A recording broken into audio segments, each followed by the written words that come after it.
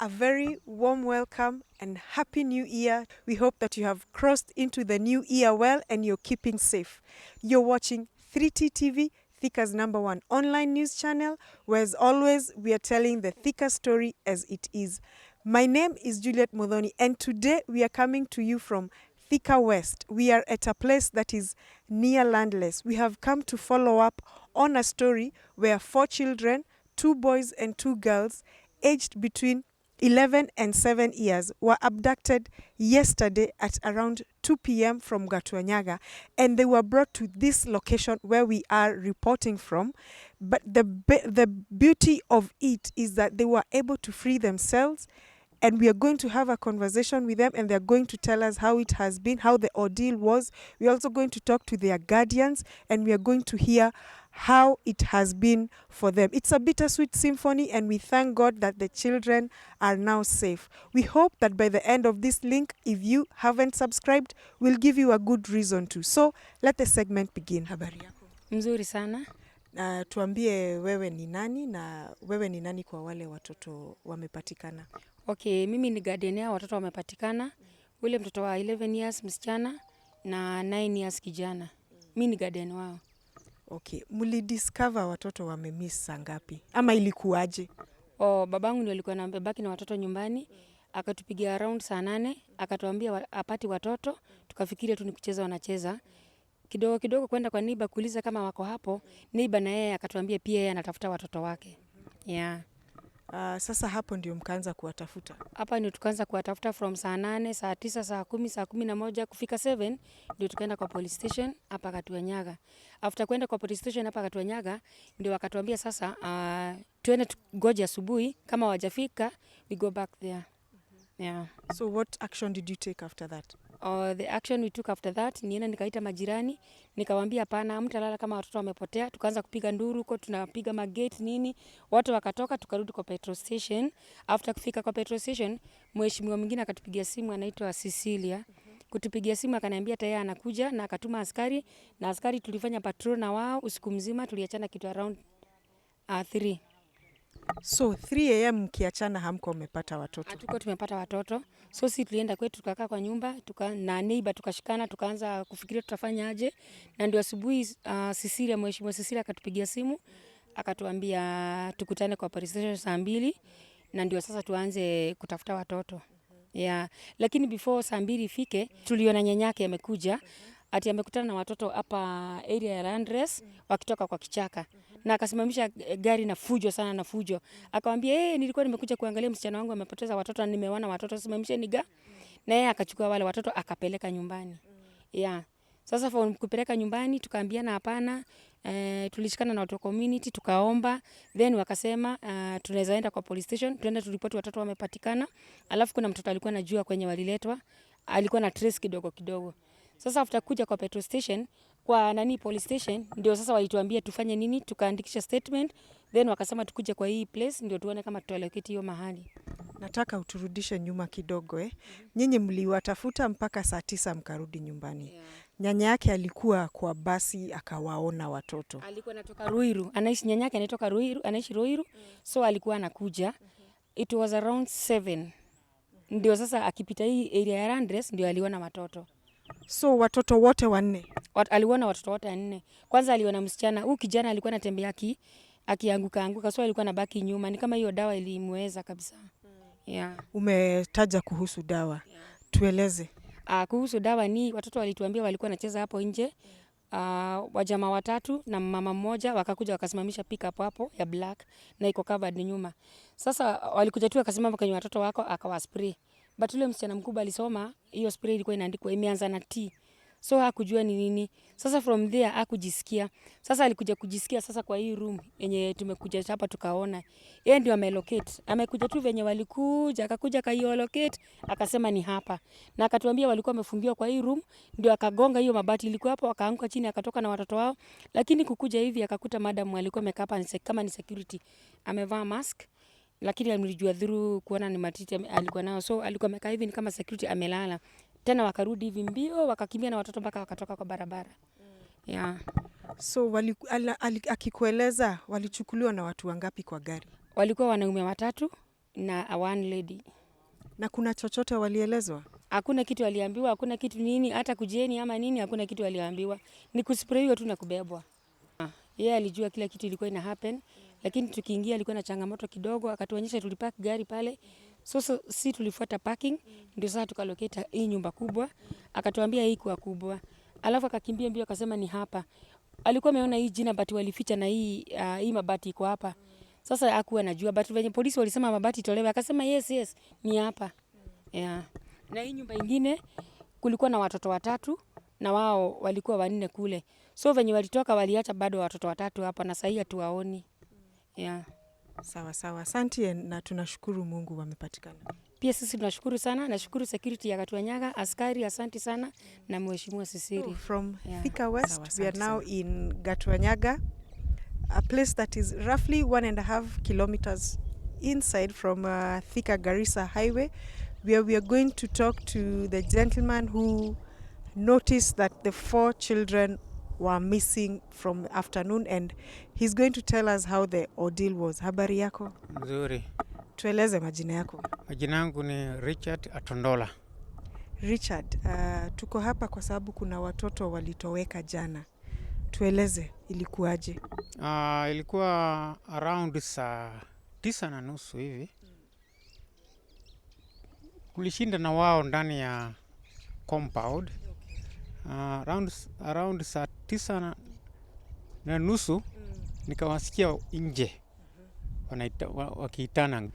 Nikatoka kufika barabara, kaangalia upande right na left, sikuona mtu. Kuna manyumba pale hapo mawili haijamalizika. Nikaangalia hii ya kwanza, nikaangalia kwote, sikuona mtu. Kaenda ya pili, sikuona mtu. Nikaenda kwa nyanya yao mahali anafanyia kazi ya kiosk.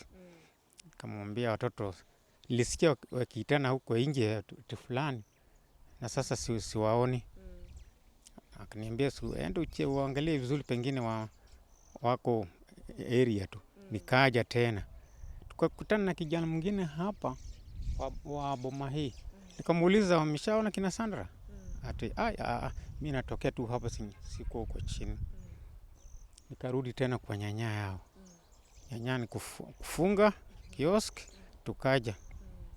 Sasa tukaanza kuwatafuta, kuuliza, hatuwaoni. Around saa 10 kapigia binti yangu simu, anakaa Salama. Kamwambia watoto walikuwa hapo nje wakicheza, siwaoni. Akaniuliza ilikuwa kama saa ngapi? Nikamwambia ni kitu kama 1.5 time ago. Akasema basi mfanye hivi, tutaweza kuenda kuripoti. Sasa saa hiyo ni around 5:30, sasa 11:30. Tukaenda Gatuanyaga post. Wakatuuliza ilikuwa saa ngapi? Nikamwambia saa 9:30. Sasa bado ni mapema, hatuwezi kuripoti. Wende ngojea mpaka kesho saa 9 tena ndio signal zetu sasa siruhusiwe kufanya kazi. Tukaja tukaanza kuwatafuta kufika saa 1 tukaona ingawa walituambia saa kesho, hapana. Ndio tukaanza kwenda na barabara hiyo ya Gatuanyaga, tukarudi. Tukaenda na hii barabara ya Lantana mpaka kwa lami, tukarudi. Tukaingia huko ndani kwa mahindi mpaka huko juu karibu mahali wanaita Tosha. Sasa ni saa 1:30 inaenda saa 2. Sasa tukarudi tena huko. Tukasema watoto hawaonekani. Akatuambia basi sasa twende. Tukaja na askari 2 na bunduki. Tukaingia kwa hiyo manyumba, tukafuruga yote. Tukaenda na barabara ingine imeteremka huko chini kwa kamsitu kako hapo. Kuna shimo hapo ilikuwa ya kwale, tukaangalia hakuna. Tukaenda paka huko juu hakuna. Sasa wakatuambia tutafuta around saa 9 ndio walituambia sasa fanyeni muende mpumzike tuone hiyo mambo kesho. asubuhi kitu kama saa 1:30. Sasa ndio tunajitayarisha sasa tuende polisi. Kaona mama mwingine na wanawake wengine wanakuja kuangalia, tukaona watoto ni hao. Nyanya yao alipiga magoti akasema, Mungu ni mwema, maombi imefanya kazi. Huyu mama akafika akasema, watoto nilisikia jana report. Sasa mimi nilikuwa natoka Makongo na kwa minibus kuangalia pande ya left, nikaona watoto kando ya barabara, na hapo ni mahali iko kama msitu.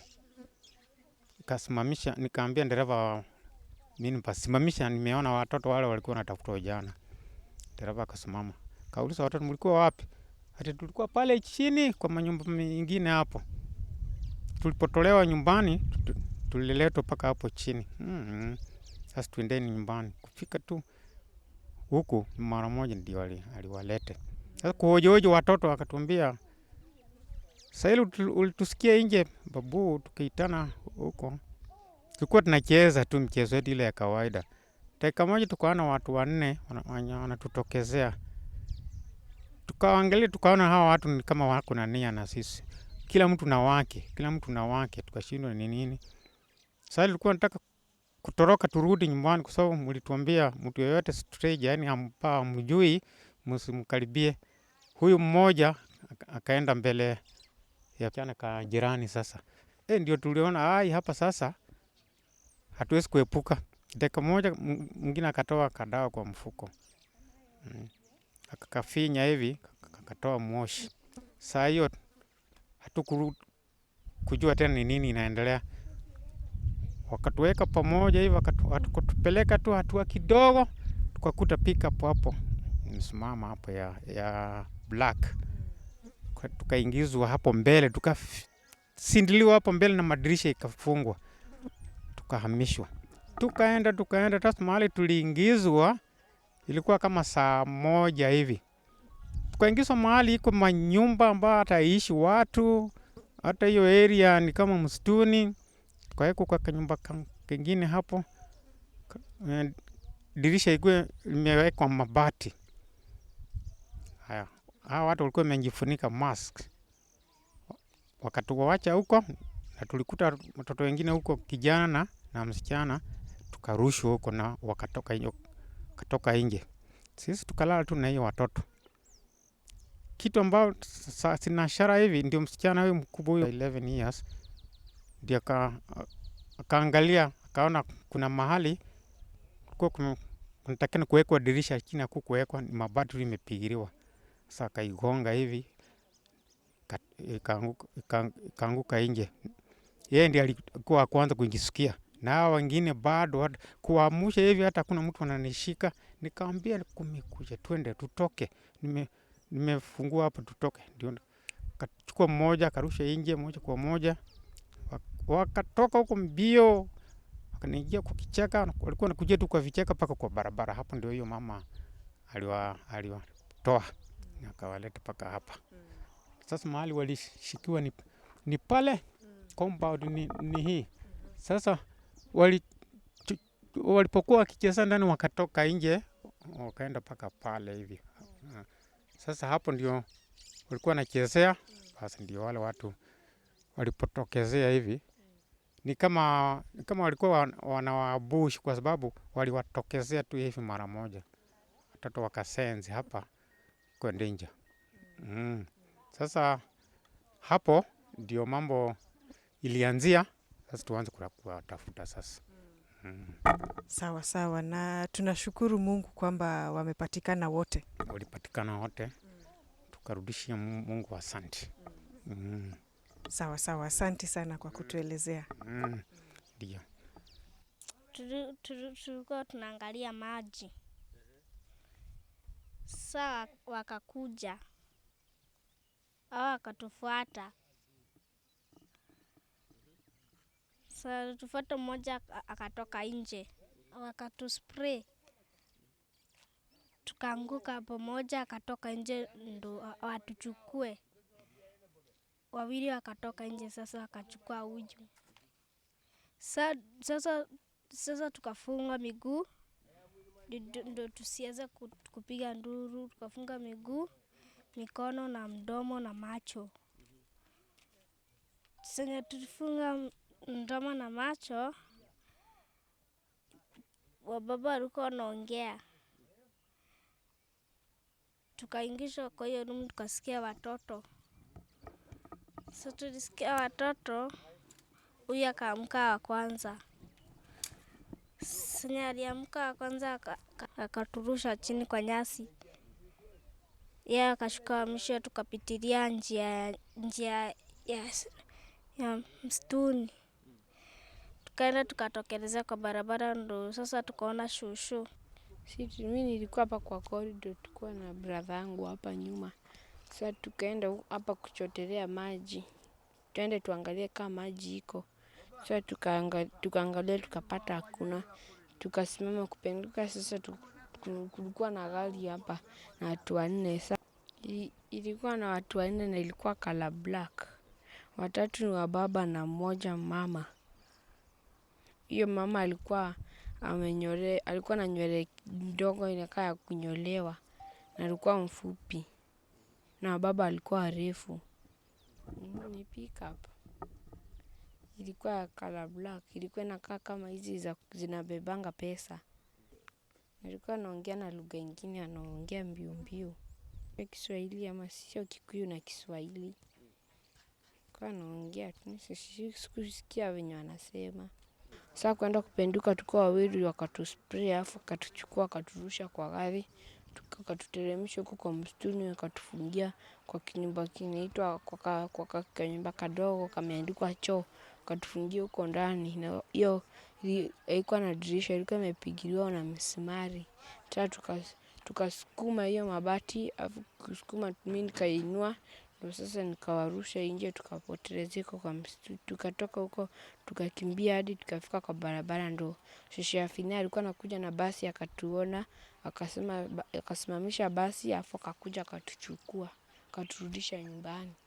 Tulitoka huko ilikuwa ni kimsituni, ni kubwa sana. Hakuna hadi mtu anaweza tupata huko, iko na manyasi kubwa kubwa na mamiti.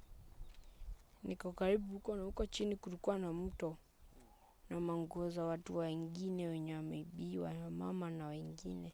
Na kigon moja sijui ya watu wenye na watu wa corona zimewekwa huko na zingine zimehangiwa na huko juu. Hapo kulikuwa na dirisha mbili, moja ilikuwa imewekwa na mabati, sasa ilikuwa imewekwa na mabati, ndio niligonga hiyo mabati afu nikainua juu, tukatoka sisi wote. Niliye mkono akatoka nje afu nikachukua huyu brother yake akamshikilia, tukamtoa na huyu na brother yangu, sasa ndio tukatoka. Tukakimbia hadi tukafika huko, tukatokelezea kwa msituni. Tulipitia huko kwa manjia kenye watu wanachomeanga manguo za watu. Tukaenda huko tukakimbia, tukajipata kwa msituni, tukakimbia tukajipata kwa barabara. Shosho ya kina Afina akakuja, akatuchukua, akatuleta nyumbani. My name is Cecilia Wamaitha Mwangi, the former MCA Gatuanyaga ward. Na nikitaka kusema Gatuanyaga kumekuwa na incidents mbaya sana. Masiku haijaenda sana, kutoka mtoto mmoja aliuliwa akakatakatwa, hata pasi sigia tu kusipata. Tukapata mtu wa pili naye akawa skinned, akatolewa ngozi Gatuanyaga, na that issue tukaona ikiwa baya sana. Na hatukukaa tena, tukapata mtoto mwingine alikuwa ametupwa kwa gari na mama yake akauliwa hapo Del Monte.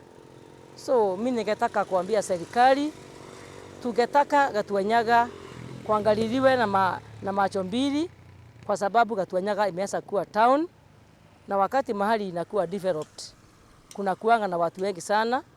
Watu wametoka all the parts of Kenya wamekuja kukaa Gatuanyaga, wamekomboa, wengine wanafanya kazi, wengine wamenunua manyumba, wengine wamejenga.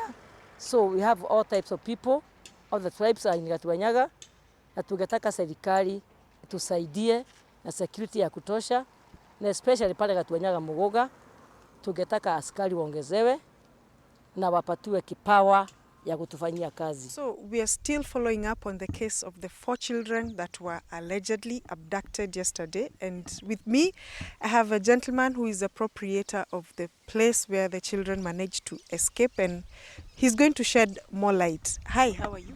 Very fine. Please tell us who you are. My name is John Andrew Dames. Yes. I am an executor appointed by the succession court after the lossing of our deceased mom. So I act on behalf of our 8 siblings. I own the responsibility of Marydale Farm, of whereby when I was in town today, I was called around 11:30 by Corporal Bakari I spoke to through my workers, allegedly said that there are 4 children who were kidnapped and hidden in our toilets of the employees. And I said I will get to that attention because it has never happened in the last 59 years in my life. So I highly doubt of anything can happen in this land, since there's a lot of activities where the supposedly toilets is adjacent to our family compound where my mother's grave is. We have our shamba, we have people in the garden all day from 7 to 5, from 5 to 6 a.m. in the morning. We have a watchman. Me being as administrator, there's nobody has called me to alert me until only when they had the people have come in with the police and the chiefs and the public or parents saying that the children were hidden there. It took me by surprise and shock, because if there was anything that could have happened even as at midnight, or even if the dogs were barking, because we have our security dogs, it could have come to my attention that there's something going on which is not normal. As far as I'm concerned, I'm very sorry, I'm very proud that the kids who are found, may God bless the family, because bad things have been happening further down the neighborhood. And I pray that they investigate the matter in the right channel, because I don't see anyhow anybody can be put in a toilet that has no windows and supposedly be locked there for more than 12 hours. Likewise, to be put in a broken window whereby there is a thick wire mesh which is not broken into. There's a door that does not have a lock. So there's no way somebody can be locked in that toilet. There's no way somebody can be put in a toilet where there's no windows.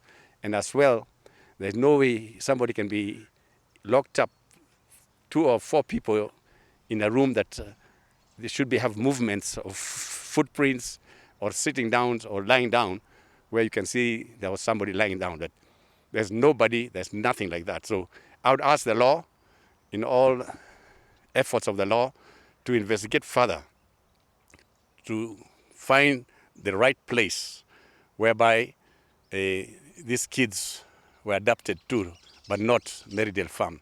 That matter I can assure myself, because the information could have been directly to me by my security, by the gardener, and by any other, even the herders. They could have told me, and I could have acted immediately, calling the chief, calling the police, or alerting the press to say there's something sinister going around in my neighborhood. That's all I can say. There's a room that we saw there, and there's a bed. You said that there's somebody who lives there, or please shed more light on that. Correct. There is a Kisii family. The husband is called Elijah. The lady is a mentally case. She goes to Madari Hospital for injections. She has 2 sons and 1 daughter. The woman is every month going for injections. I help them because she's sick. The man strives very hard to feed up his family. So I gave them the house to stay there, and even I gave them a bed with a double bed which they left behind. And even when they are moving out, because they left in a hurry, somebody opted to give them a better, peaceful place. They left behind the tattered clothes which they don't need for their kids, which were found and are still in the house.